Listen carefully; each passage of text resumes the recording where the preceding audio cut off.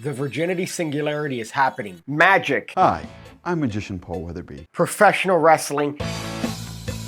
It's happening again. On a previous video, I talked about the wrestling magician known as Fantasio. However, today it's not a wrestling magician in that it's a wrestler performing magic tricks. You see, most wrestling muggles only really think of one company ever existing, and that's WWE, or as they call it, WWF. You filthy casuals don't know anything. They ignore the whole trajectory of wrestling history and just assume that that's been the only one because it's the only one that they're aware of. No, my friend, you are ignoring the beacon of 90s wrestling, WCW. He has been tased by the Horseman, but here comes RoboCop, Bob. World Championship Wrestling. We're skipping a lot of history here, but we're getting to the point of the introduction of a character known as the Black Scorpion.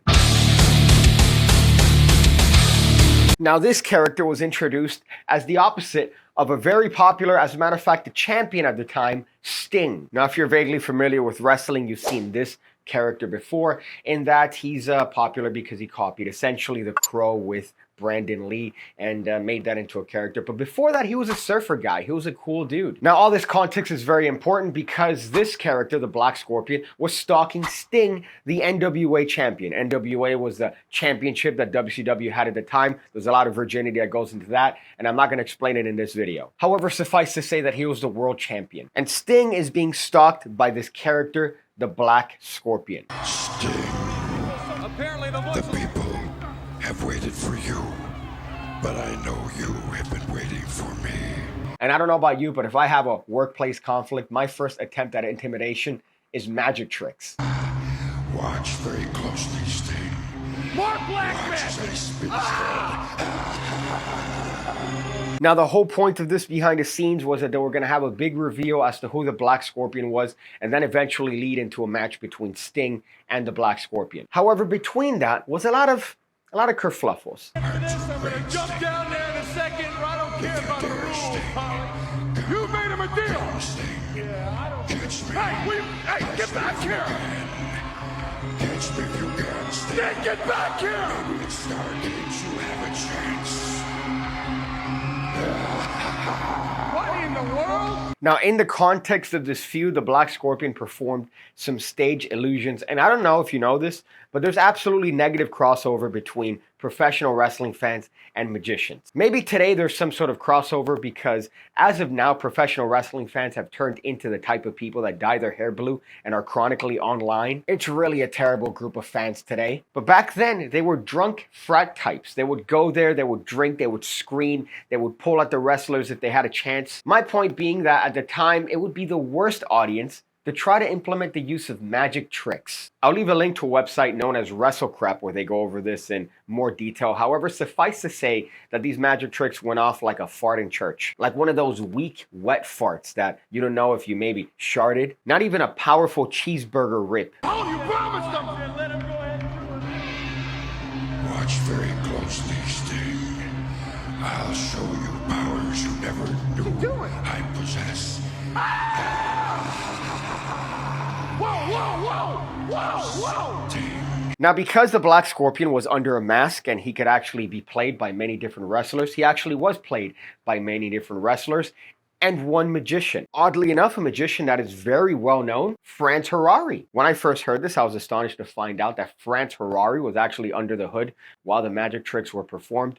As you could see, he makes somebody disappear and then he turns a participant into some sort of leopard in some sort of weird way to try to intimidate Sting. But all the while, this was played by Franz Harari. I find this personally amusing because Franz Harari looks like he can't pick up a single 5-pound plate. So for Sting, this beefed up California surfer dude, to actually be intimidated by the Black Scorpion being played as Franz Harari is kind of interesting. At one point, he goes to grab the Black Scorpion, but the Black Scorpion manages to put himself in one of these magic contraptions, makes himself vanish, and then reappear behind him. Now, all this came to a stop in WCW's main pay-per-view known as Starrcade. Eventually, he unmasked the Black Scorpion, and it ended up being Ric Flair. Doesn't really make sense. They already had a series of matches, and this was just explained as Ric Flair using mind games to get into the head of the Stinger. Now, magic and wrestling do have a lot of crossover in that they both existed from the corny. There are certain terms, moves, things that were adapted from the corny scene to magic tricks today.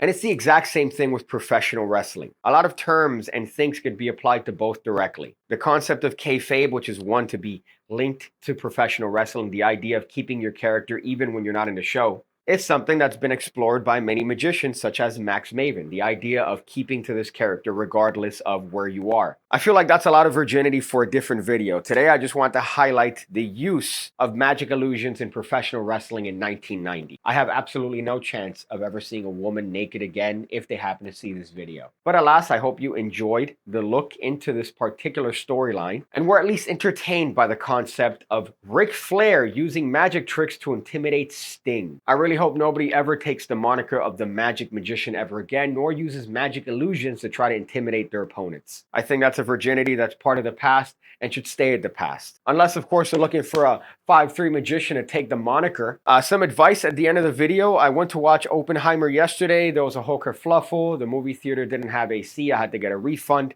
I had to drive back. And in that drive back, my motorcycle ran out of battery.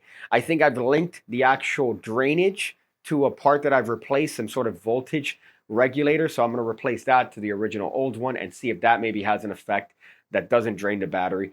However, my point of saying this is that what I have attached to the wall over here, you could see it, is a battery tender. This thing has saved my life so many times because all you have to do is connect your battery and it charges it overnight. There are some that do it a little bit faster, some do it slower.